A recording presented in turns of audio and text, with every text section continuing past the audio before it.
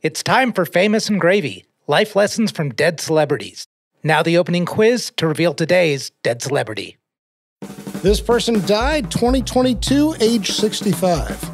In his last year of college, he won a Student Academy Award for a documentary called Through Adam's Eyes about a nephew of his who had undergone facial reconstructive surgery. Is this whoever wrote The Mask? Is that what this is? It's not the guy, the guy who wrote The Mask. All right. After his sister died of a rare autoimmune disease called systemic scleroderma, he became a board member of the Scleroderma Research Foundation. So this guy's got, what is it, a nephew that's face is disfigured and then a sister that's got this thing? I should have said. Is that what this is? You really have to know who this is. This is just a tragedy. He was cast in the 1987 Richard Pryor film Critical Condition. That's the one where Richard Pryor's a doctor? I mean, it's not John Candy, is it? Not John Candy. You might know this based here, but I'll see. He directed Dirty Work, a comedy starring Norm Macdonald and Artie Lange. It's Norm Macdonald. Not Norm Macdonald. No, it's not. Norm Macdonald. Shoot. He said he was drawn to jokes with foul language and raw anatomical references because he wasn't supposed to talk that way in his youth. Quote, I stayed like a kid who just talked silly. Gilbert Gottfried? Not Gilbert Gottfried. He played Danny Tanner on the long-running TV sitcom Full House. It's America's Funniest Home Videos. It's Bob Saget. Today's dead celebrity is Bob Saget. That's great. So you had no self-hatred about all those shows? You know, my silly, my funny career is that people always go, oh, he's not the guy that you know from those shows. I don't know. Yeah. I mean, it's like saying, yeah, it is. It's a supreme joke of pop culture that I got to do that.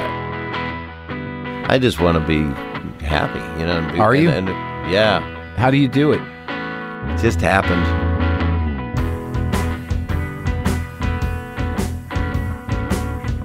Welcome to Famous and Gravy. I'm Michael Osborne. And I'm Amit Kapoor. Michael and I are looking for ways to make life better.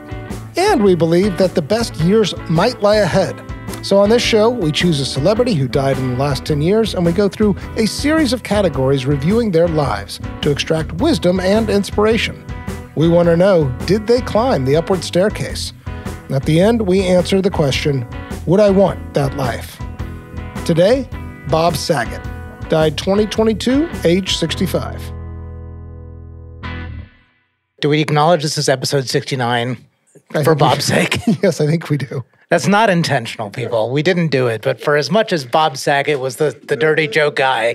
Famous and Gravy listeners, Michael Osborne here. I'm going to cut in here for just a quick minute. Not everybody knows that Bob Saget was not just America's dad. He is also a fairly raunchy comic, and we always have some adult content on this show and some foul language. In this episode, there's a little more than usual of adult content. So if you're listening with children, just proceed with care. All right. Category 1, grading the first line of their obituary.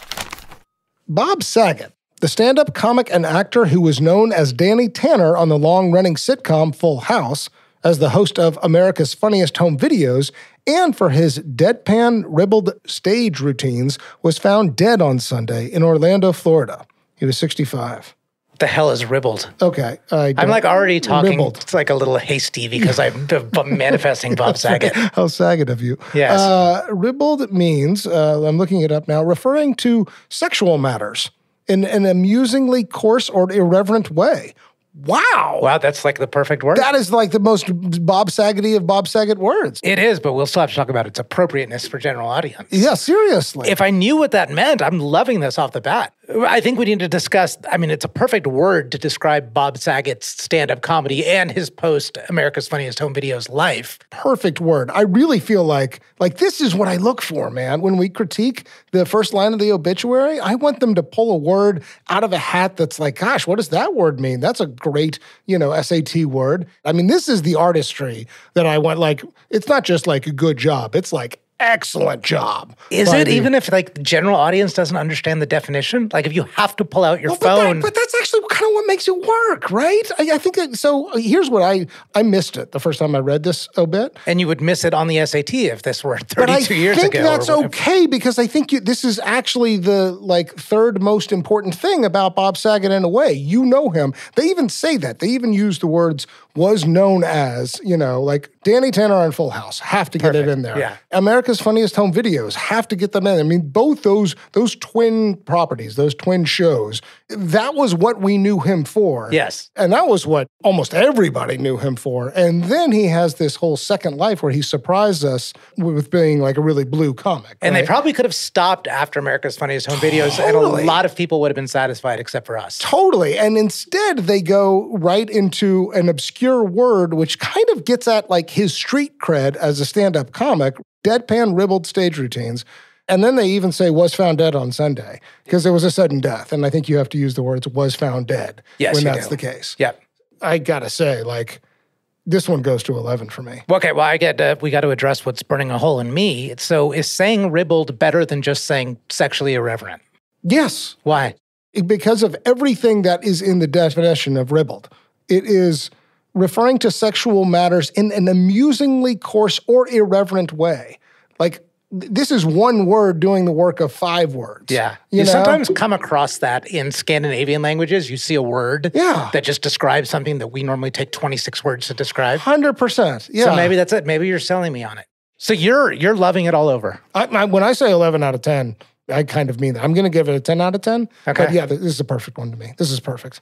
I think I'm talked into the casual dropping of ribald. So yeah, I think they nailed it. I think they nailed it. Marilyn Redden and 84, 10 out of 10. 10 out of 10. Well done, New York Times. This is why we go to you for the obituary.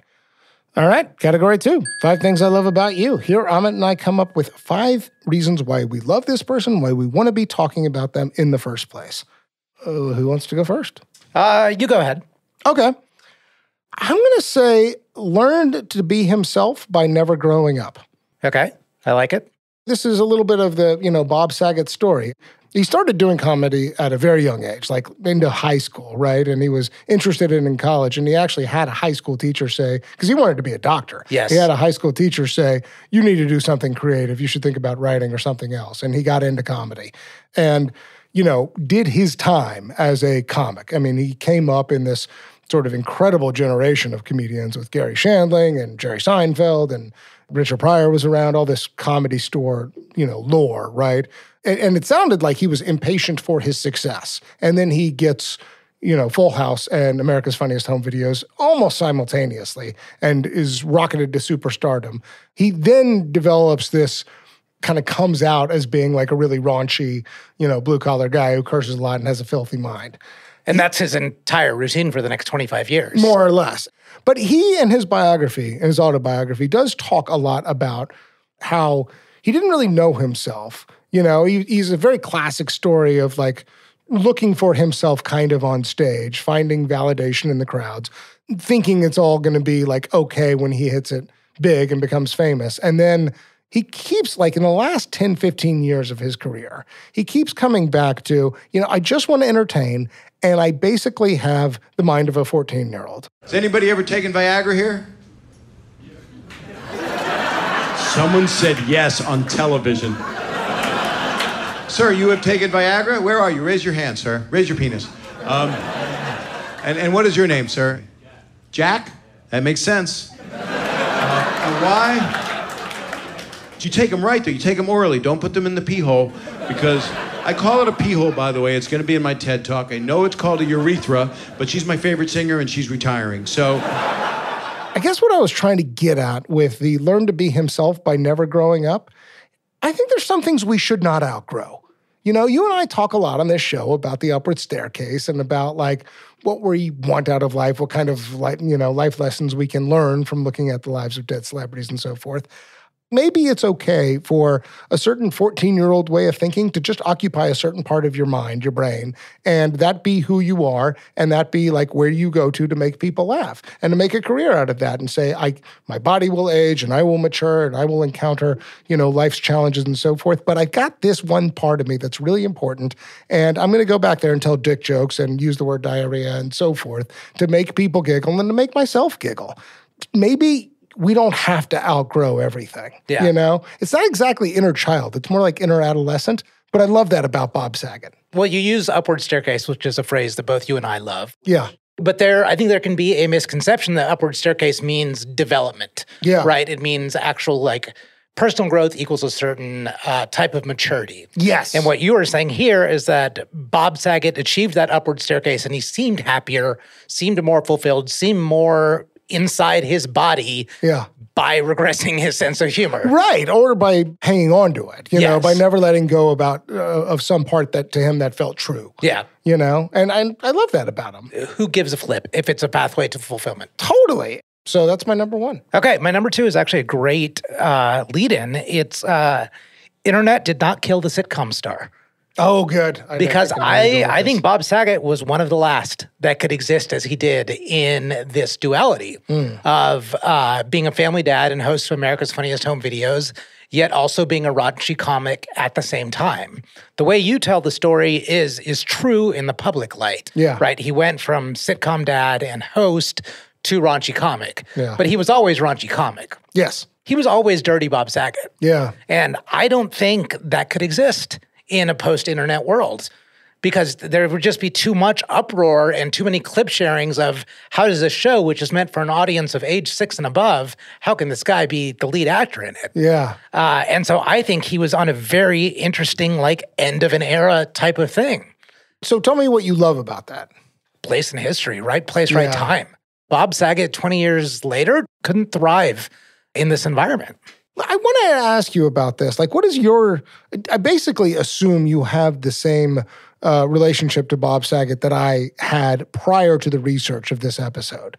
Yes, 100%. I mean, I think probably seen 90% of the Full House episodes. Oh, okay. So never mind. I'm more like 5%. Okay. I maybe 85. It doesn't matter. Well, what I'm saying is I couldn't stand the show. And I will say this, and I wonder if you had this experience.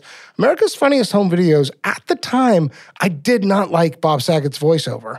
I thought his voices were annoying as hell.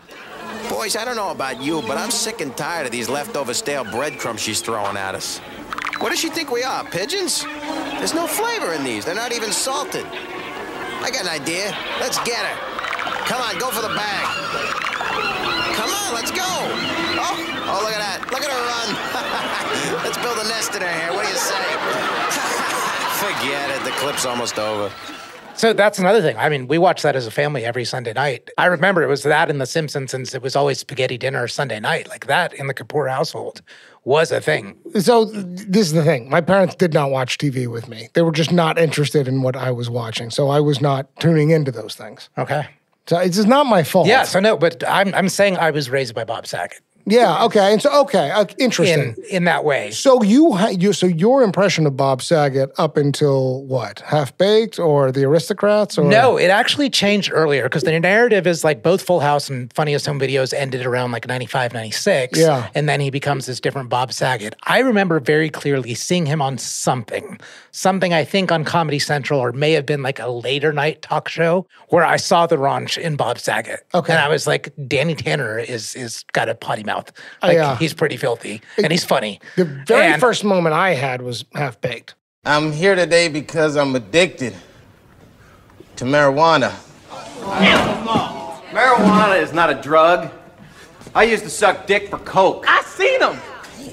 Now that's an addiction, man. You ever suck some dick for marijuana? No, I can't say I have. I didn't think so.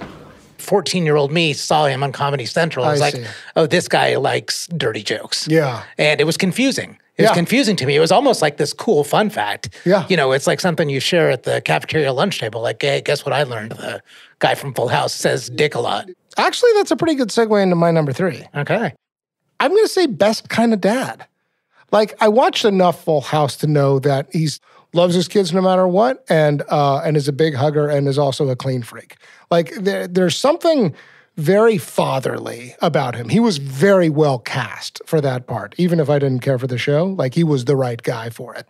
But even as you discover this other raunchier side of him, he never quite sheds that, like, lovable dad quality. In fact, if anything, it's sort of like, now that you're old enough to hear these jokes, don't you love him even more as a dad? And the way he talks in real life about his real life daughters.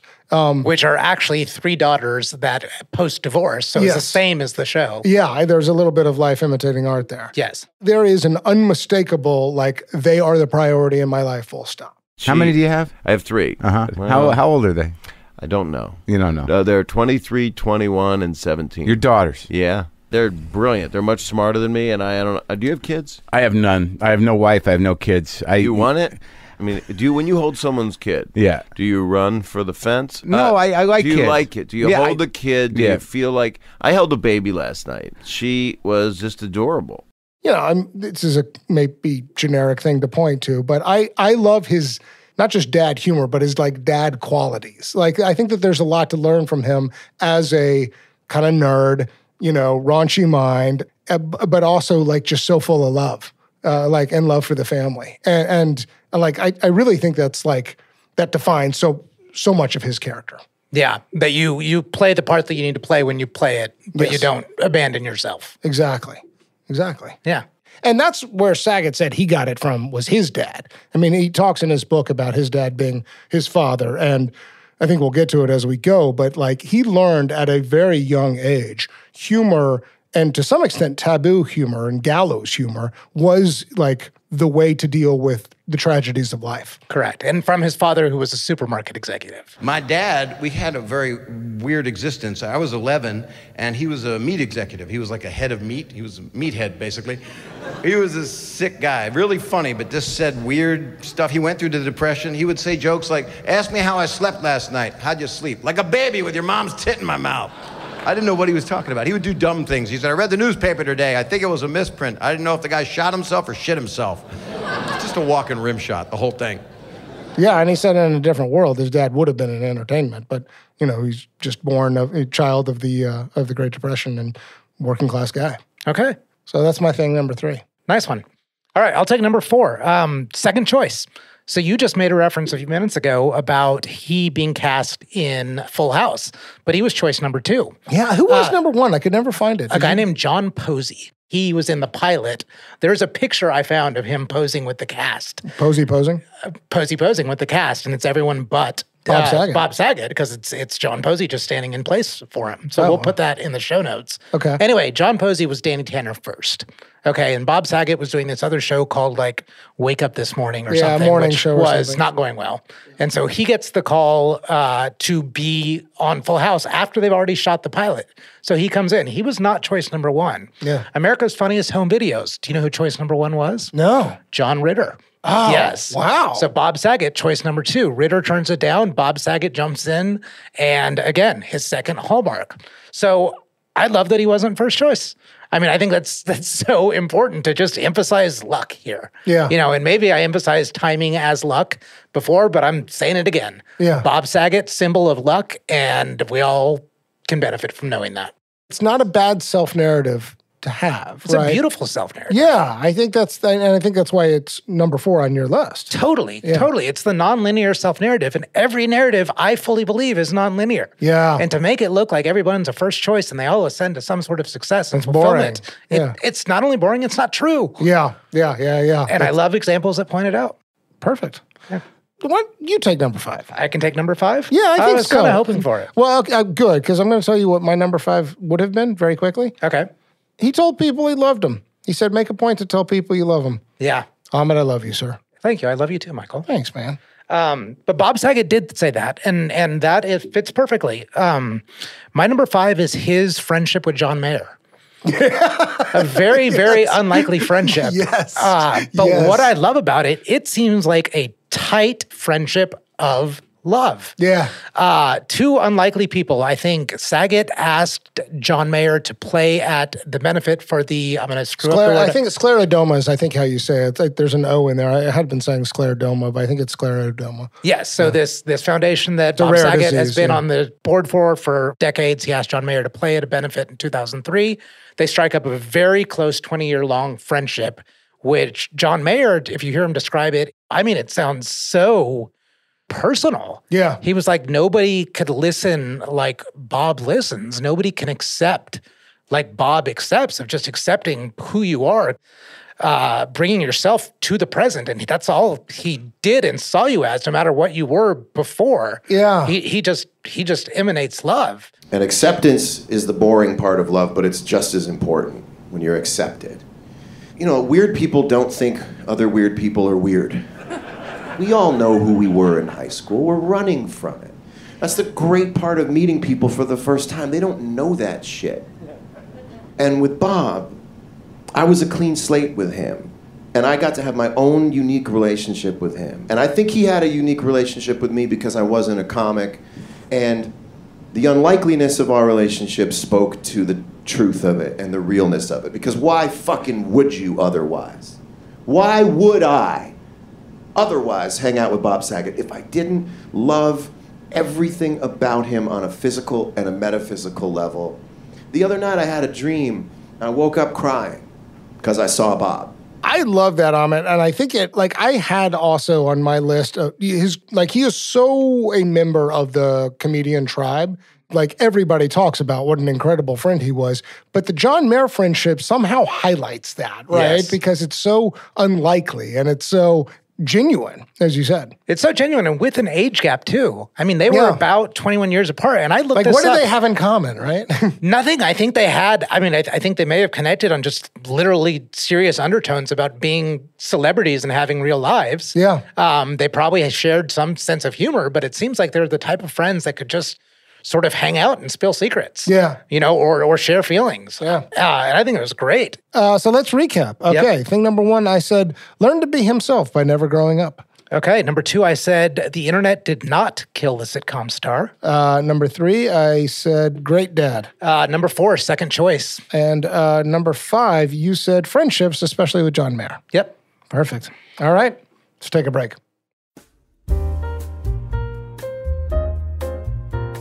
Michael, I got to tell you about this place. There is a bookstore I discovered, and they have prices on the books. They, in fact, named the store Have Price Books. Are you talking about half price books? Yeah, Have Price Books. No, it's not Have Price Book. It's half. It should be price Books Have Price. It's half. H-A-L-F. Half Price Books. Oh, as in one half. Correct. Yeah. Half. No, but I want full books. Oh, no. You get the full book, and you get it at a fantastic price. That's why they call it Half Price Books. Well, I think I have to go there now.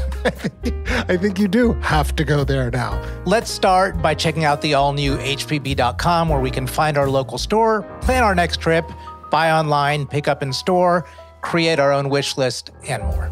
hpb.com.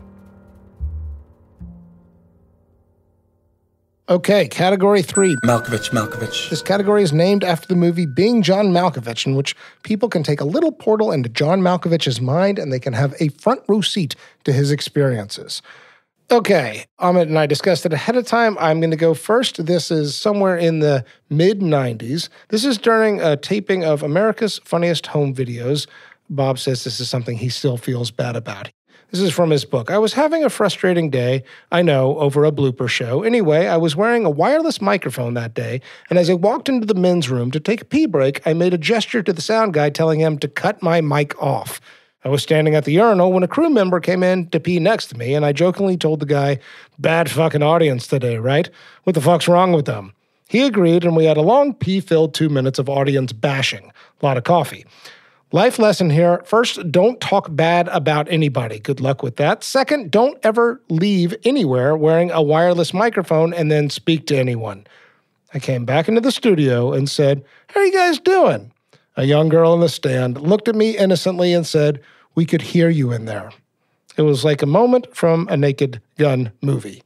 Turns out the sound guy turned off the house speakers, but the audience monitors were still on.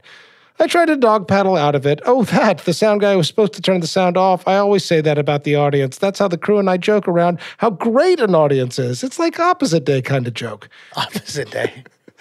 Okay, so here's what is a Malkovich for me. Several reasons. One, you remember the scene in Naked Gun when Frank Drummond goes to the bathroom with a wireless mic. And we can all take pride that the Queen has chosen our visit. Okay, I love that scene. Second, like at this point in time, he's like Mr. Wholesome, at least for most of America. And this is a little bit of the peek behind the curtain, so to speak, of who Bob Saget really is.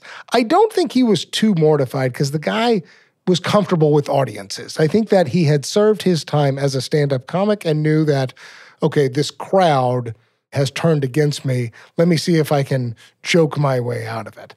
But I'm also wondering if maybe he didn't know it was a hot mic moment. Like maybe he's a little bit bored with his image at that moment and maybe kind of wants to tell the audience that they suck, just to test it. Just to see. Because the departure from early Bob Saget, road comic to America's dad and the guy who cracks up at all these home videos and is in your living room on Sunday nights on ABC.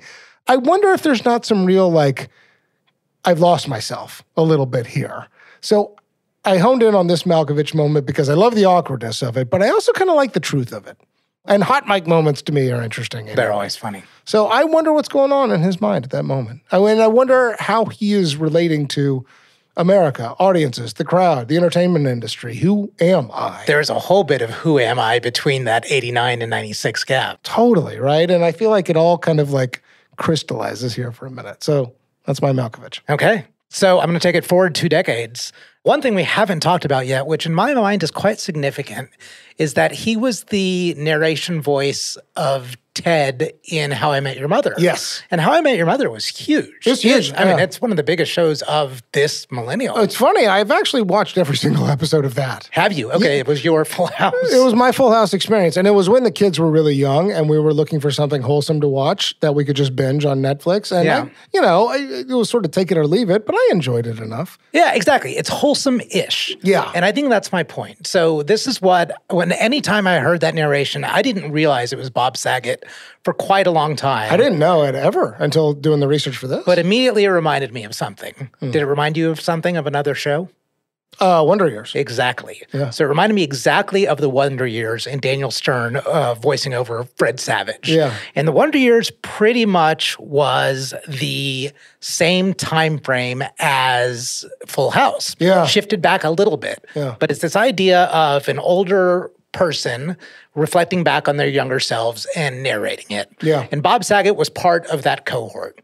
And so for him to be the voice of this adult character, but adding the wholesome-ishness and the irreverence to it and not the 80s, 90s fruitcake of it, to be able to switch into that seat but still be a sitcom star is the Bob Saget that I want to see behind the eyes from, because it's exactly as you were saying as this whole who am I. Mm-hmm. I see this as a great signature piece to the actual Bob Saget, but no longer having to be Danny Tanner.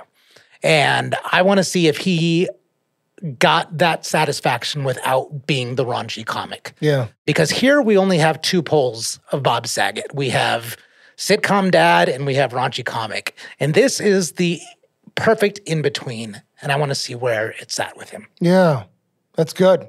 Okay, let's move on to the category. So Ahmed and I discussed it ahead of time. We have decided we are going to go with Simpsons, Saturday Night Live, or Halls of Fame. This category is a measure of how famous a person is. We include both guest appearances on SNL or The Simpsons, as well as impersonations. And I just want to say, Ahmed and I are also talking about this more in terms of cameos in general. Even though we're calling it Simpsons, Saturday Night Live, we're going to talk about some other things here, I think. Yeah, we're broadening our horizon as we narrow our scope. Exactly. Well said.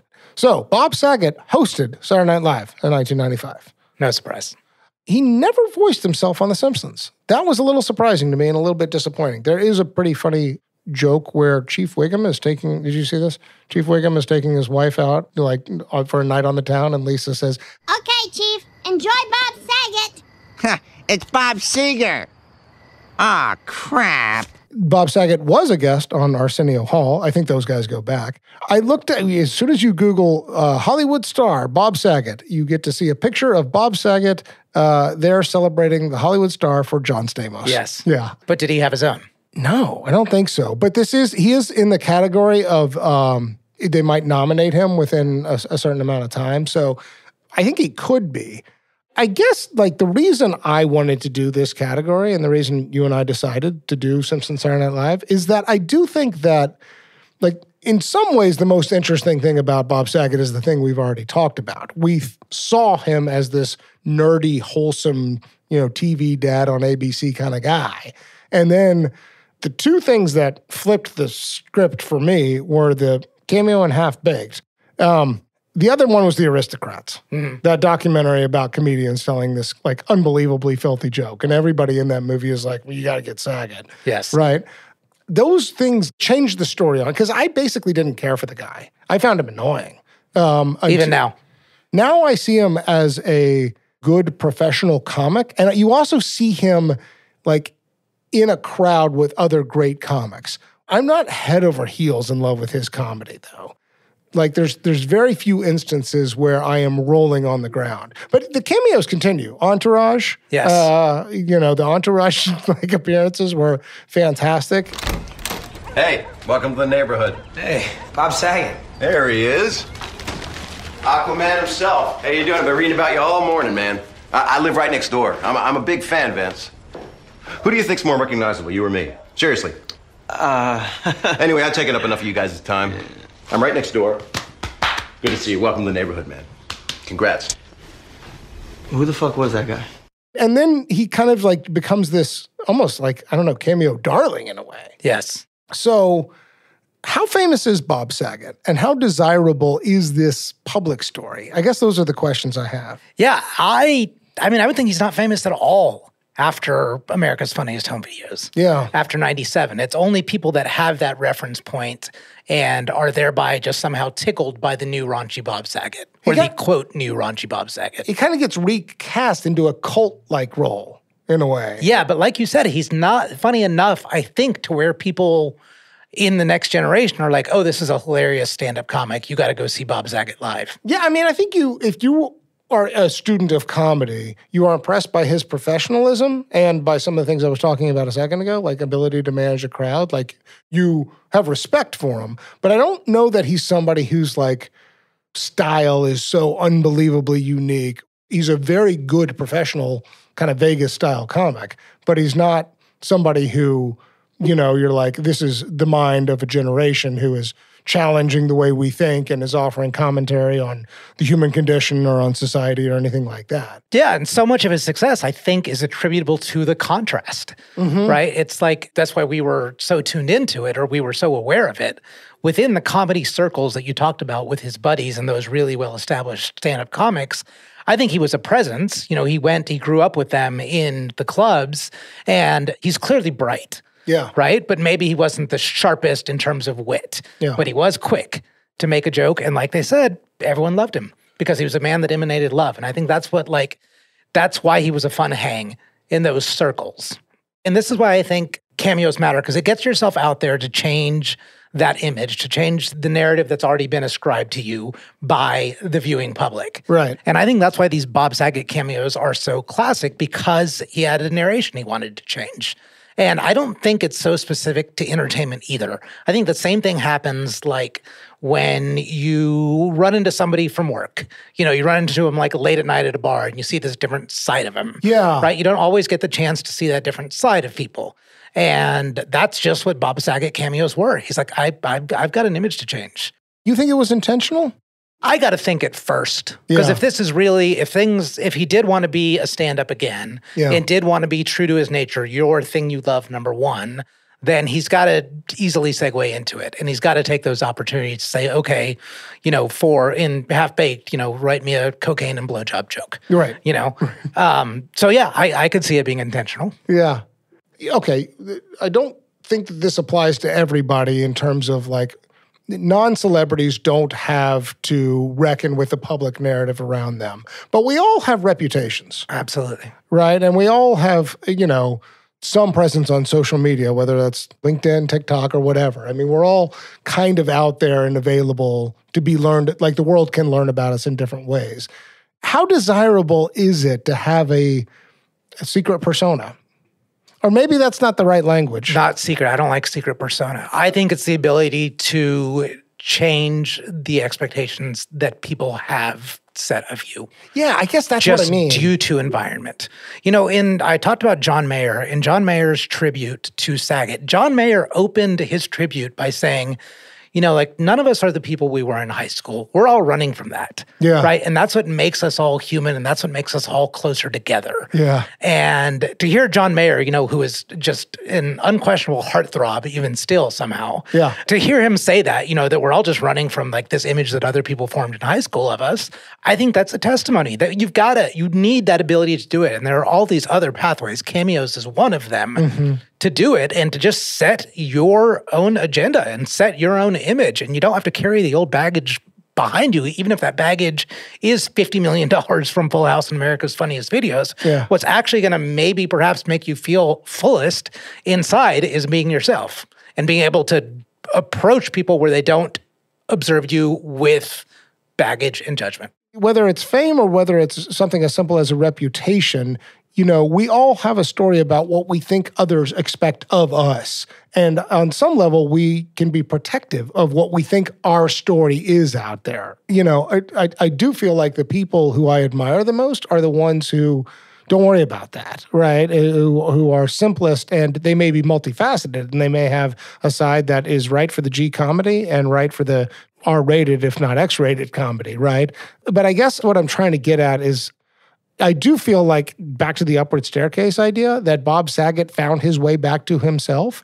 I don't know where I'm going with this exactly, but I guess I'm trying to take that story of what Bob Saget went through of America's dad to raunchy comic in terms of self-perception, and is that a path of liberation and freedom for oneself, right? And it kind of looks like it is, but I also don't know what that felt like on the inside.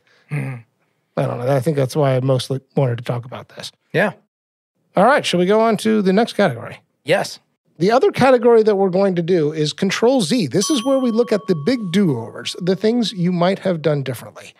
So just so you know, I've got some real reservations about bringing this up because it gets uncomfortable. Okay. One thing we haven't talked about, Bob Saget's life was full of a lot of tragedies just sort of all around him. His dad had 3 or 4 brothers. These uncles were dying all the time at young ages, unexpectedly, dropping dead from heart attacks. He had 2 older sisters who both died prematurely, one from scleroderma, another from an aneurysm. And his dad taught him about gallows humor at a very, very young age. And that became essentially his coping mechanism for dealing with life. And you read through it, it's almost like, Jesus, this guy feels cursed in terms of how many deaths he's bumping up against in his personal life. It's really sad in a way. It's really hard to write because I don't ever want to relive any of it again. And I had to, in writing a memoir kind of thing, you do your life story a little bit, and I do it in moments. I was going to say spurts, but that's about 2/3 through because it's a dirty book. But it was really hard because I didn't want to go through it again. So right. I found myself missing them a lot, Yeah. and I went through the pain of their death, which was untimely Yeah. and painful for both of them. Yeah. And then there was another chapter after that where my ex-wife almost died giving birth. When his first child is born, it winds up being a absolutely terrifying moment. So he's with his first wife. He's 26 years old. She needed to have an emergency C-section. While they were administering the epidural, they went into his wife's spinal column incorrectly with the needle, and the meds went into her bloodstream. All of a sudden, this is a stage, 5 emergency. 30 doctors surround him, and Bob has no information about what's going on. This is absolutely terrifying. It has a happy ending. Everybody makes it out okay after hours and hours, but it sounds unbelievably emotionally draining. So I'm holding my baby. We all have tears in our eyes. My wife is sleeping just down the hall, and we're back with Paul and Jackie where we left off. Paul looks at my baby in my arms and says, "She's very beautiful." And I, allegedly, auto-respond back, "You can finger her for $1." Time stopped. It was one of those gallows jokes that just spewed out, apologies to the universe. My poor taste comedic response poked its irreverent head out of a sea of overwhelming relief warped through tears. Oh, this is where I'm most conflicted about Bob Saget. Okay. I made the case in 5 Things I Love About You that I do love this commitment to adolescent humor, that he is willing to go to the most inappropriate, not okay, how horrific, who the hell are you kind of places. Yes. He's also pretty clear that he doesn't want to hurt anybody. He's not attacking groups. He's not attacking individuals. He's not, to use the parlance of today, punching down. Yeah. And he's very careful about that, actually. He's not even all that dirty in a way. He's more perverted and he's more just like disgusting than he is mean. Well put. This is what I find, I guess, really interesting about him. I think that this is one of many instances where as he grows, as he, to use the metaphor we've been using, walks the upward staircase of life, I think he is looking back enough to say, was I in the right there? I want to be brave. I want to be unfiltered. I want to be the kind of comic who says, fuck it, I'm going to go on stage and say whatever comes into my mind because that's what people want. But is my heart still always in the right place? This is, his days-old baby daughter we're talking about here. Yes. And this daughter and this ex-wife sounds like they think they know Bob enough to love him to say, to put this story in your book, it's funny, right? So I wasn't going to include that tale in this book, but my ex-wife said to me, you have to. It's who you are. It's what the book is about. It's about how you and our family dealt with the unthinkable things that have happened. I don't know. I mean, this is a real question for me. It was obviously still enough of a question for him if he put it in a positive in the book. Yeah, but also with all these caveats of like, you have to understand what I just went through, that we almost lost this kid and all of that. No, what does that have to do with it? Time plus tragedy equals humor or whatever it is. And I'm very, very drawn to that as a big life lesson, right? I want to be able to, the things that are most painful in my life now, God willing, 10, 15 years from now are the things I'm going to laugh hardest at, right? And I want that to kind of always be true.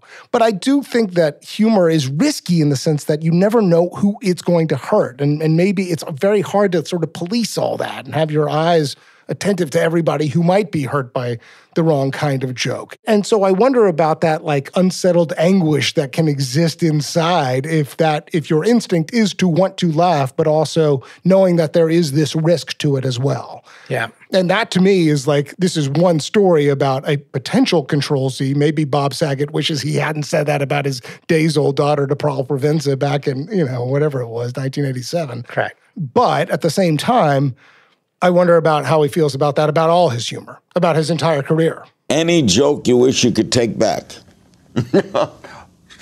Actually, like 80% of them. I think he's at peace with it, but this is what I wanted to talk about. I think he is too, with the exception of the like intentional things like the roast where you're supposed to cut somebody down or be filthy. Yeah. I think the key to a lot of comedy in his is to be nonspecific in your name. That's how you don't hurt people, is you don't name people. You don't list them. You refer to a character. Yeah. Right? And a fictitious character. All your jokes are about fictitious characters that are amalgamations of certain people that you cross in your life. Yeah, but they may share characteristics with a group that gets stereotyped or that gets marginalized, right? I mean, even if you're not being specific about an individual, you can still hurt a community. Absolutely. So here's the thing, is that like, okay, so we've now said two things that I think are really important about Bob Saget. One, we like and respect him, but he's not necessarily our favorite comedian. He's not necessarily pushing, like he feels like he's pushing boundaries, but he's kind of sort of not. Mm-hmm. In part because I do think that there is something about him that is very like wanting to be both raunchy and safe. Yeah. And that's adolescence for you. So to turn this back on us and to turn this back on like what we are interested in terms of what we can learn about Bob Saget and what we can learn life stories and what the life lessons are here, what to make of that. As we look at this category, Control Z, I tend to think of it like, does this keep you awake at night? And I do think Bob Saget is sensitive enough and attentive enough to the relationships that matter in his life that there's a certain neurotic element to him where I think he cares about it. I do see a kind of peace with himself in the last 5-10 years. And even in putting this into a book. He's even got a chapter in here about things I wished I hadn't have done. Yeah. And he talks about being an asshole on, America's Funniest Home Videos. I mean, there are other things that he is regretful about. But I think he in his more objective moments, can look back at his life and say, I think I put more love and joy into the world than I caused pain. And I did it in a profession where threading that needle is no simple task. And I can be proud of myself. So I don't think he's got big Control-Z moments, even though he may second guess a couple maneuvers here and there. Yeah. And he was obviously cognizant enough of pain that may have been caused later, saying, listen, daughter, this joke was told about you when you were 3 days old. Does this hurt you? Yeah. And they had that out, and that's why it was included in the book. So obviously he was concerned. My conclusion of all this, based on available information, is that at the end of the day, he's okay with himself. And he's okay with that joke. Is he okay with that joke? No, I think he's not. I think he cringes when he thinks on that joke. Yeah. I would leave it with this, Michael, and I think this is where we don't live as a world right now and haven't for a few years, if not decades, is maybe just cringing at it is okay. Yeah. You know? Yeah. Maybe it's not a redo or regret, but just cringing at it is okay. I like that. I think it's okay to look back and cringe. Well said, Amit. All right. Coffee, cocktail, or cannabis? This is where we ask which one would we most want to do with our dead celebrity. This may be a question of what drug sounds like the most fun to partake with this person, or another philosophy is that a particular kind of drug might allow access to a part of them we are most curious about. It's funny because he's joked about doing like every drug imaginable off of like some hooker's anatomy. Yeah. And so it's kind of funny that plays through my head as I think about this. But we're talking about Bob Saget, the human. Yeah. Right. And what I see in him so much is a pretty happy guy right up until the end. Yeah. And I actually see more contentment as he grows older. Yo, absolutely. I mean, that's the upward staircase that we're talking about here is contentment, fulfillment, whatever words you want to insert. Yes. And I think this guy's got some secrets to share about the way that he looks at the world. And maybe you hinted at one of them a minute ago when you said he's could be one of those people that thinks that everything is a joke and the whole spinning globe is just one joke and everything is a target. And if you look at that, maybe those are the happiest people on earth. Yeah. Maybe that's his wisdom. I don't know, but I want some of that Bob Saget wisdom. And I don't need his sense of humor, but I want some of his wisdom on looking at the world. So how will I get that? I think it's alcohol for Bob Saget. I went the same way for the exact same reason. Yeah, I'm not sure he could handle his marbles on weed, no matter how much he talks about it. No, he's a little too fast normally and a little bit, frenetic as is. So I don't want coffee. I want him lucid, but I also want him a little vulnerable and just as fast. And I kind of feel like a cocktail, like he would also, I think he would be probably more funny one-on-one than he would be in a crowd. Oh, absolutely, because he plays for the cameras even in a one-on-one interview. I can see him belly laughing on the floor for, days and hours or whatever, right? I'm the same substance for the same reason. Yeah, the other thing I think about this session where he's going to tell me over drinks, how he views the world and how that may or may not make him happy, is I do think Bob Saget is also the type of guy that elevates your humor. Not because he's funny, but because he's always telling jokes. Yeah, he's a yes and improv kind of guy. Yeah, and you know those people, right? That you know that you're going to sit down and you're going to have a meal and there's just going to be a lot of jokes are going to go back and forth. Yeah. And that he is one of those people that as soon as he sits down at the table, that's what you're going to get. Let's team up together to make this moment funny, right? Like he's got that improv gene of a yes and. All right. Yeah. All right, so we're both drinking with Bob Saget. I love it. Consecutive nights. Any kind of drink that you had in mind? I'm feeling whiskey. Interesting. Yeah. Okay. Yeah. I was thinking a little vodka. Like, I do sense a little bit of that, like, deep sadness that, the great Russian novelists have. Yeah. So that's why I'm going vodka. Shit, I guess we've arrived. Our final category, the Vanderbeek, named after James Vanderbeek, who famously said in Varsity Blues, I don't want your life. Amit, based on everything we talked about, do you want this life? I will say this, that I was well prepared when we decided to do him to find out evidence against. So was I. I was expecting drug abuse, didn't see it. I assumed some neuroticism, which was there, but not more than I expected. And as we keep talking about, like the evidence for the upward staircase is stronger than I expected. It's visceral, right? You see it, you feel it. 100%. Couldn't agree more. And that is kind of what this category is about for me. I don't know, case against. Not being funny? But that's serious. I'm very serious about that because I would have a problem with that. I don't think he's not funny. I just don't think he's great. Yeah, but I think as long as you think you're funny. And he obviously has enough assurance of a few million fans or whoever turned out to the shows and bought the albums and so forth. Right? He has enough validation that he is funny. Well, and he's B+ funny at least. Like, he is making me laugh some. I'm chuckling. Would you want to be a professional comedian and have people call you B+ funny? Like, that's your remembrance? In anything I want to do, I set a high standard for myself, and I can be a perfectionist, and I work hard.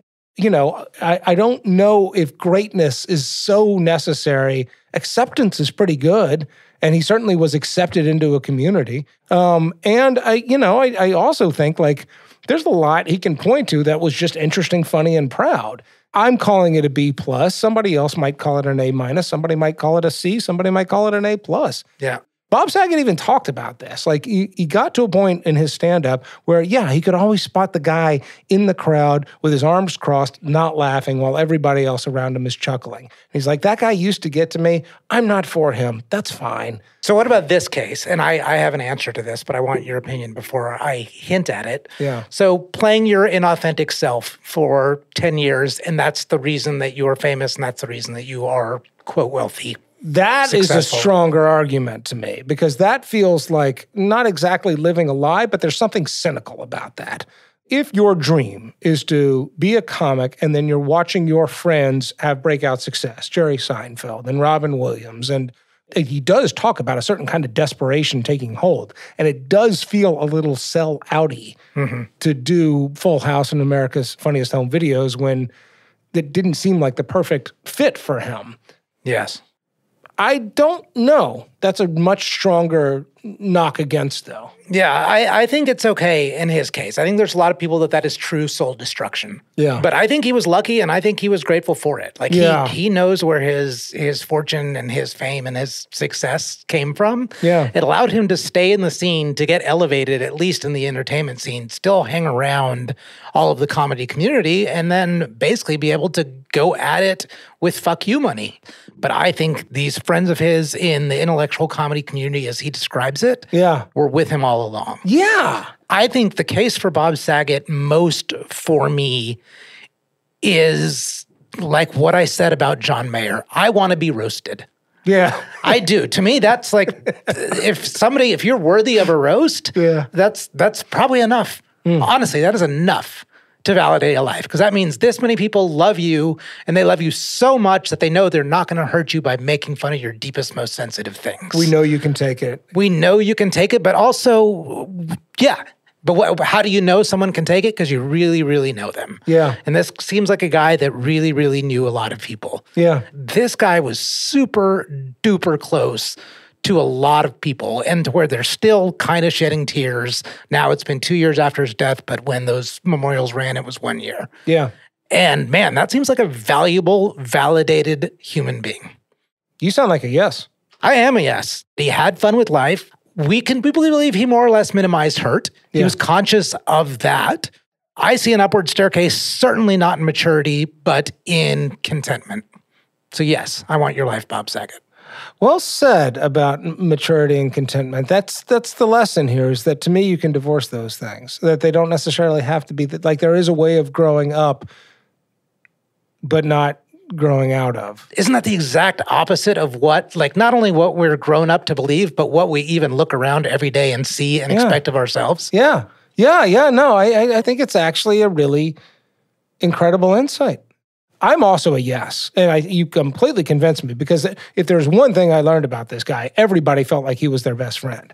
And he was so like a member of a community because he gave back to that community. And the art was sort of separate from that. It was, I'm here to mentor and to be mentored, and I'm, here to participate in this thing. There's a showing up in his life all throughout that, yes, has some conflicts and maybe some moments of self-deceit, but overall, incredible amount of fulfillment. It's an incredible life, actually. I want your life, Bob Saget. Okay. Amit, you are Bob Saget. Standing before you at the pearly gates is St. Peter, the Unitarian proxy for the afterlife. You have an opportunity to make a pitch. What was your great contribution to the stream of life? St. Peter, I grew out of myself and then into myself. What I committed to the stream of life is that voyage, that nonlinear voyage of finding yourself when the outside world thinks that success has fallen on you already, but you keep looking for the success that feels right inside. That's what I left behind. That's my message. That's all the fun I had. Let me in. Famous and Gravy listeners, we want to hear from you. We need people to participate in our opening quiz where we reveal the dead celebrity. You can email us at hello@famousandgravy.com. If you're enjoying our show, please tell your friends. You can find us on Twitter X, Facebook, LinkedIn, and Threads. Our handle is @famousandgravy. We also have a newsletter you can sign up for on our website, famousandgravy.com. Famous and Gravy was created by Amit Kapoor and me, Michael Osborne. This episode was produced by Jacob Weiss. Original theme music by Kevin Strang. Thank you so much for listening. See you next time. To celebrate joining Pantheon Podcasts, Rock Camp, the podcast, the official podcast of Rock and Roll Fantasy Camp, is giving away a guitar signed by Mike Portnoy of Dream Theater, Marty Friedman, formerly of Megadeth, and legendary shredder Zakk Wylde, plus our rockstar counselors like Vinny Appice, Monty Pittman, and more. To enter to win, simply follow, rate, and review our podcast on your preferred platform, and that's all you have to do. For more information, go to rockcamp.com/podcast.